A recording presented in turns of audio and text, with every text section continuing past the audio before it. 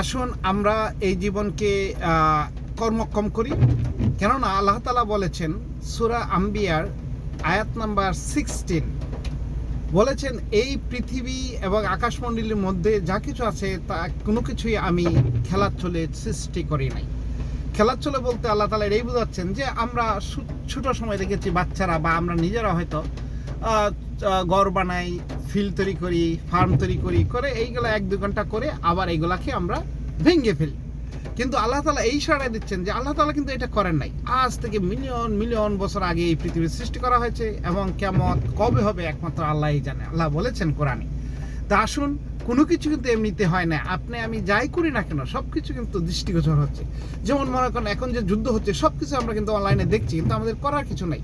ঠিক তেমনি সব কিছু কিন্তু আল্লাহ দেখতেছেন, কিন্তু এটা বিচার হবে, এই দুনিয়াতেই হবে।